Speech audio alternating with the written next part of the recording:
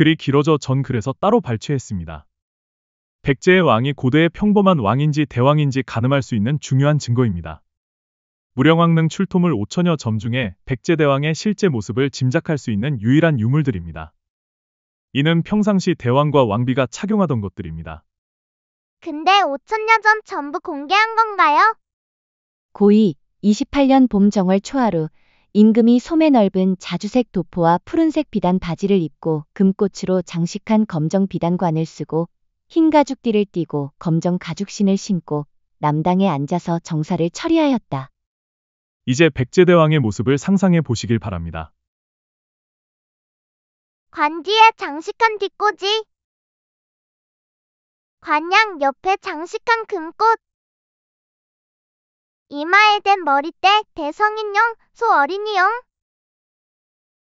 위 머리대의 끈으로 V자형으로 달았지만 끈은 관과 함께 사가 없어짐.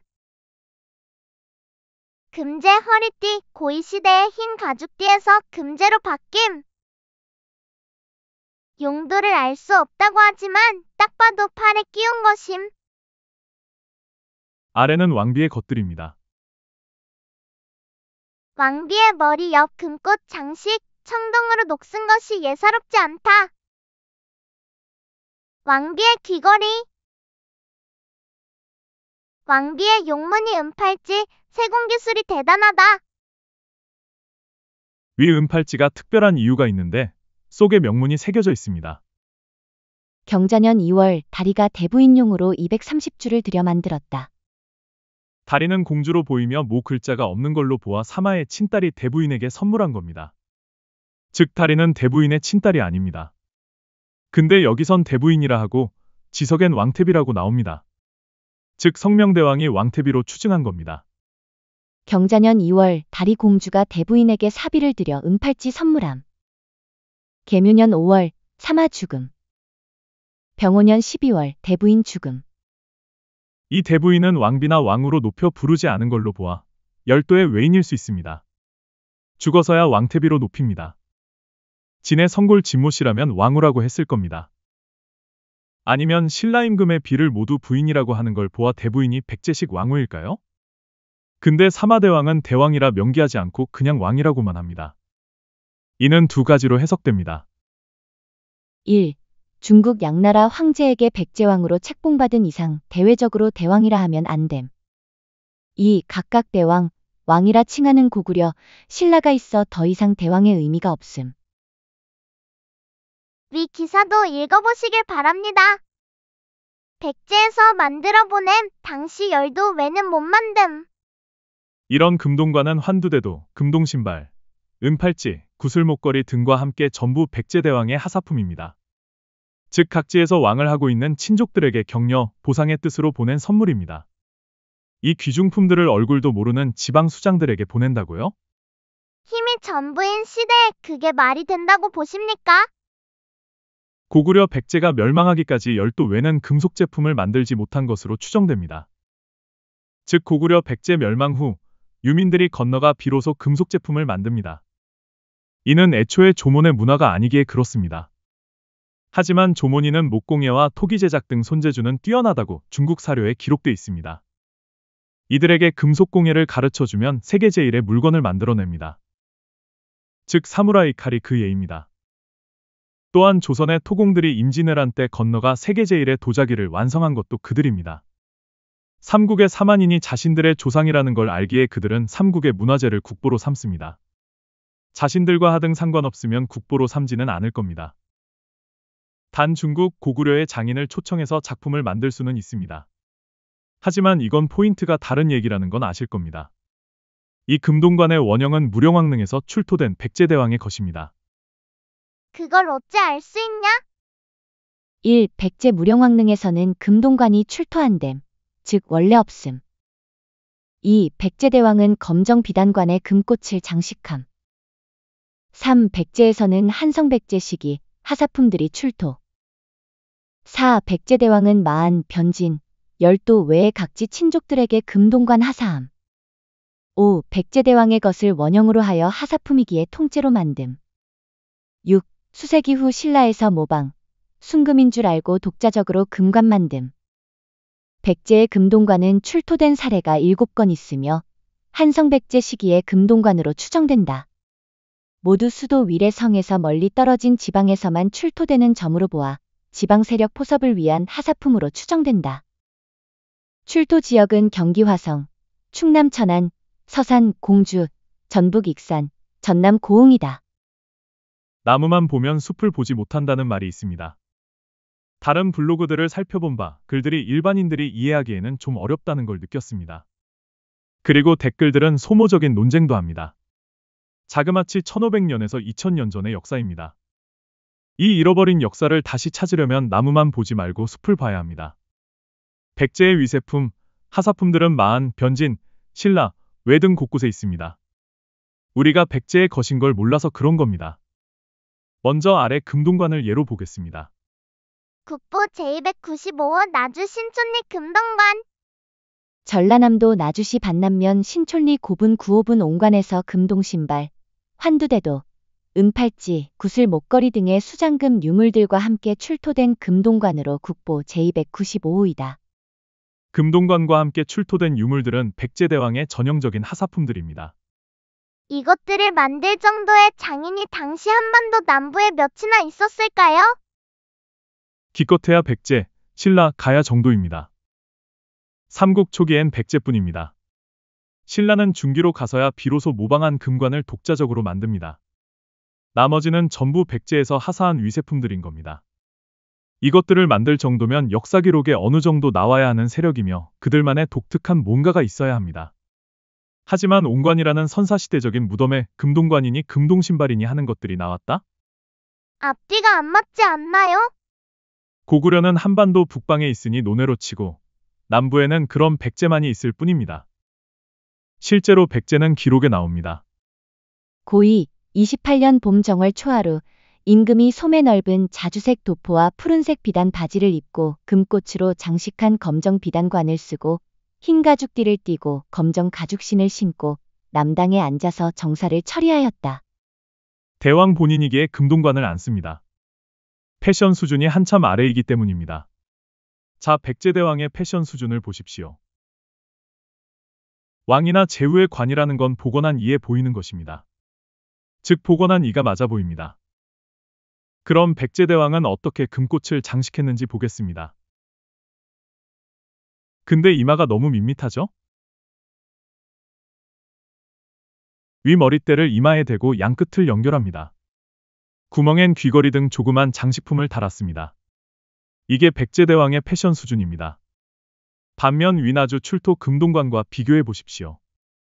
백제대왕의 오락관 패션 양식을 금동으로 통째로 만든 겁니다. 어느 것이 원형이라고 보십니까? 근데 한 가지 잘못된 점을 지적하고 싶습니다. 이 지적은 제가 최초가 아닐까 합니다. 즉 모든 금동관과 금관은 앞뒤가 뒤바뀌어 알려졌습니다. 원래는 이게 앞입니다. 금동관의 정면, 이렇게 보일락 말락하는 것이 동양의 미다. 이게 어떻게 정면이냐고요? 금동관의 관모 뒤에 있는 금꽃은 앞으로 가는 게 아니라 뒤로 가는 겁니다. 즉 백제대왕의 뒷꽂이와 같은 겁니다. 보면 모든 금동관, 금관 할 거 없이 앞뒤가 뒤바뀌어 있습니다. 백제대왕이 보면 웃습니다. 그리고 위 금동관 머리대의 너비가 엄청 큽니다. 이 머리대가 왜 이리 클까요? 옛날 사람은 머리가 컸나? 사람 머리에 쓰면 커서 밑으로 푹 빠지겠습니다. 그 비밀은 이렇습니다.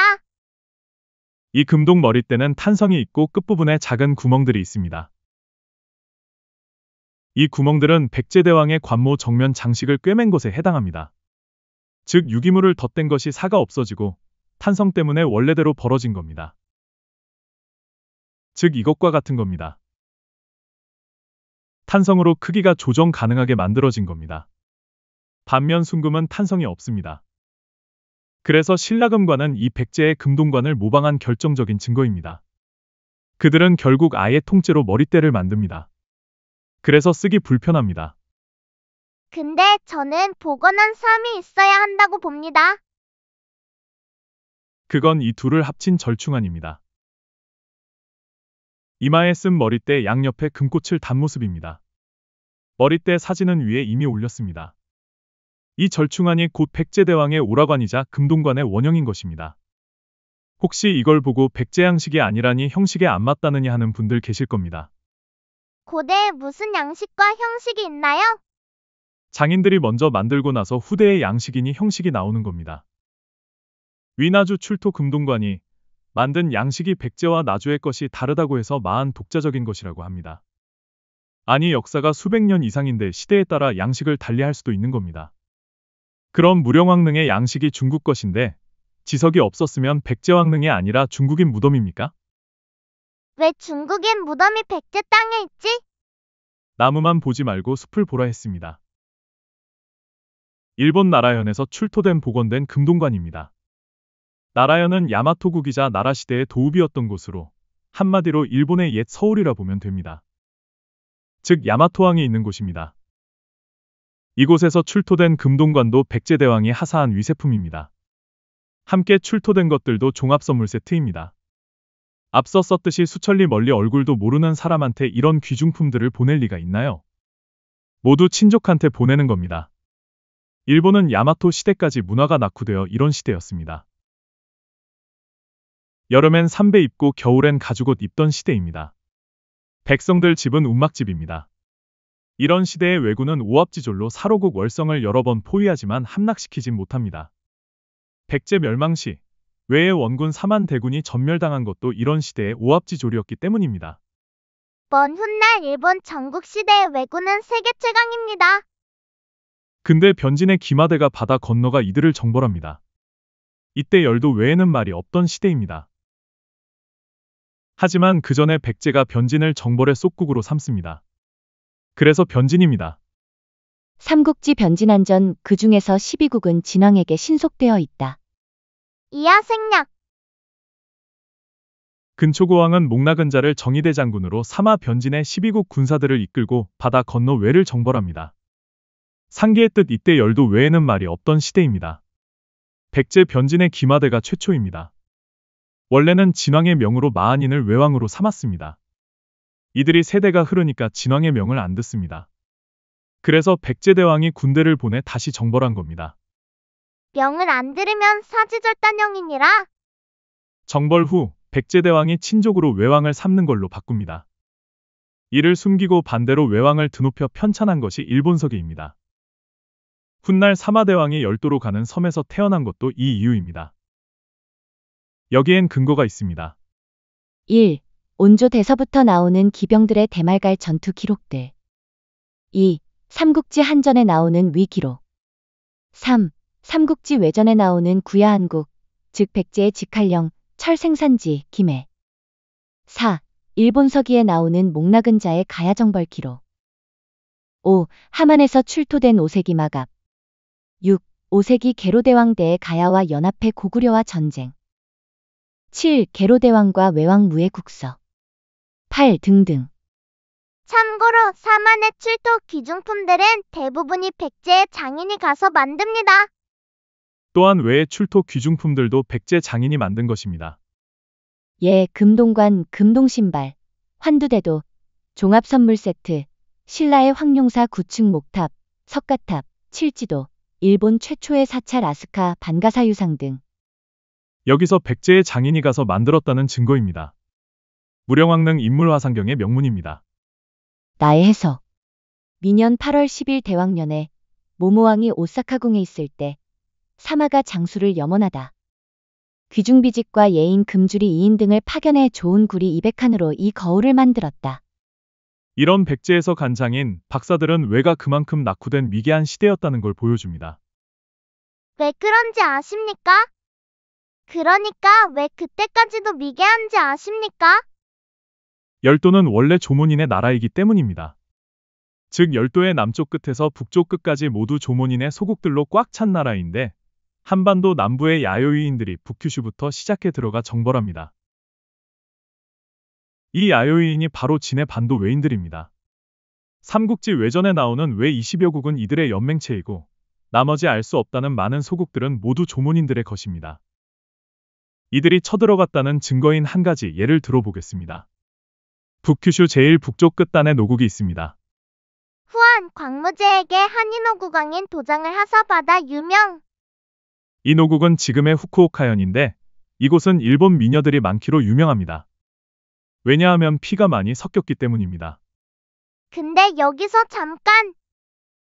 진왕의 엄연이 있는데 일개 소국인 노국이 중국 황제에게 사신을 보낸다.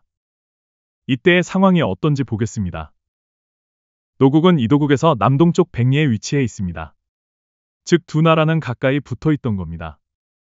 이곳은 지금의 큐슈 후쿠오카현에 위치한 곳으로 이도국은 훗날의 다자이후로 추정되는 곳입니다. 다자이후는 야마토 왕권에서 조정의 사물을 일부 분담할 목적으로 설치한 지방행정기관 겸 특수행정구역으로 지금의 후쿠오카현 다자이후시에 위치했다. 이하 생략. 이도국이 훗날의 다자이후라는 근거는 이곳이 비미호의 직할령이기 때문입니다.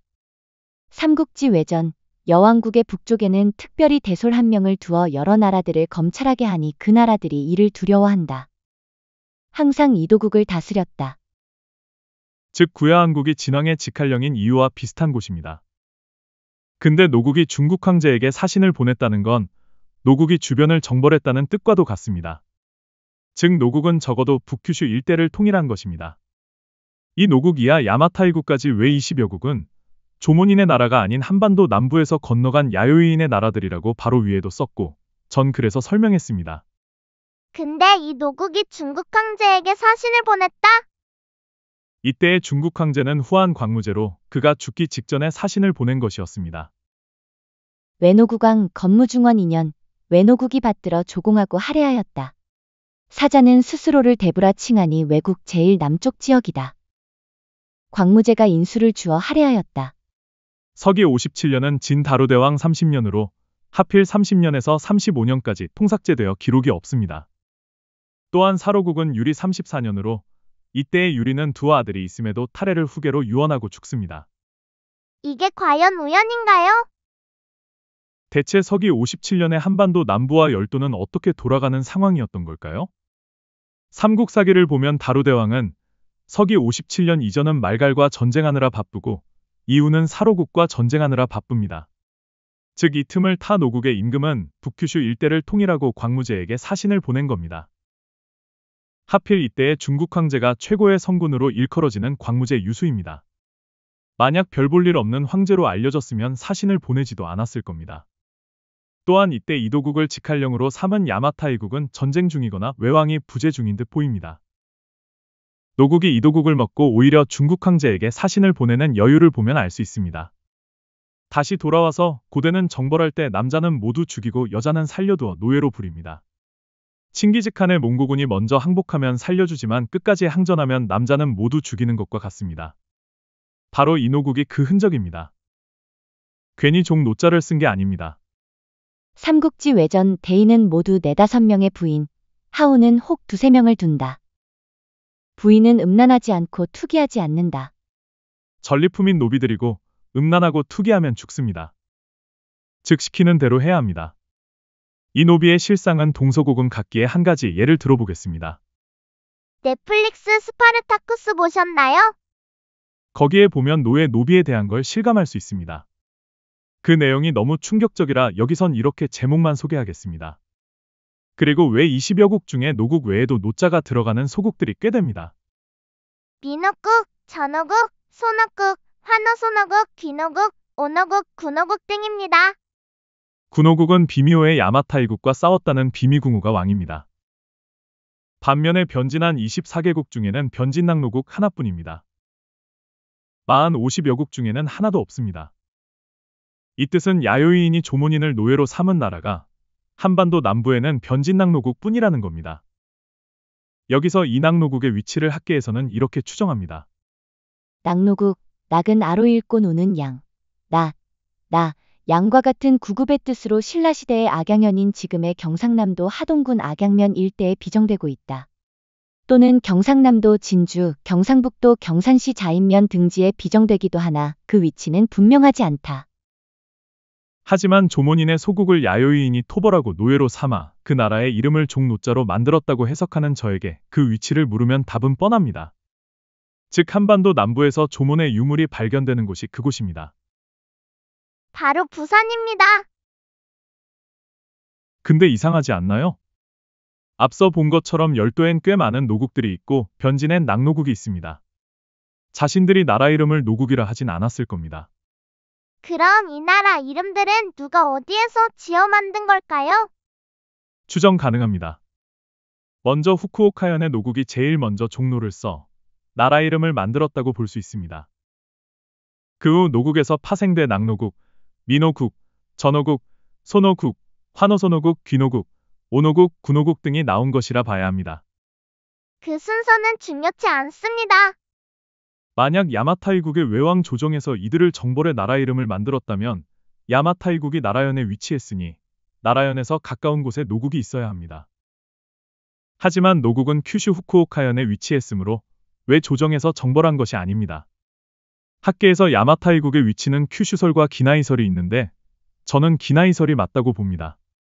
그 이유는 삼국지 외전에서 야마타이국으로 가는 경로와 무령왕 인물화상경의 오시사카궁, 즉 오사카궁이 명문에 나오기 때문입니다. 이건 당시 열도 외의 중심부는 오사카 일대, 즉 나라현이라는 의미입니다.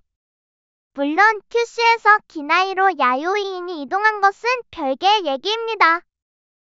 여기서 말 나온 김에 당시 백제의 지배층이 쓰는 언어와 열도의 지배층이 쓰는 언어가 같았다는 걸 알 수 있습니다.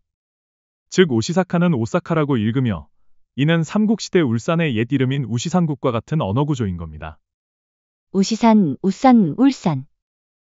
오시사카, 오사카, 오오사카. 그럼 당시 후쿠오카현의 노국을 정벌할 만한 세력이 과연 누구냐? 바로 진의 야요이인입니다. 이들, 즉 진의 관군이 큐슈를 건너가 강가에서 수렵 채취하는 조문인들을 정벌, 저항하는 남자들은 대부분 죽이고 여자들을 노비로 삼아 나라 이름을 아예 노국이라 했던 겁니다. 즉 주변 조문인들에게 한거하면 이렇게 된다는 본보기인 걸로 추정됩니다. 이는 고대의 전쟁에선 흔한 일입니다. 이때는 야요이인들이 큐슈로 건너가 열도를 개척하는 시기입니다. 야요이 시대. 야요이 시대는 도레인이 중심이 되어 시작한 기원전 10세기부터 기원 후 3세기까지의 시기를 의미한다. 이하 생략. 기원전 3세기의 한또는 진의 관군이 건너가 이들을 정벌, 노국이라 합니다. 즉 신석기로 수렵 채취하는 조문인들을 정벌한 겁니다. 암튼 이 전리품은 온조조에도 나옵니다. 온조 22년 9월. 임금이 기병 1천을 거느리고 부연 동쪽에서 사냥하다가 말갈의 적병을 만났다.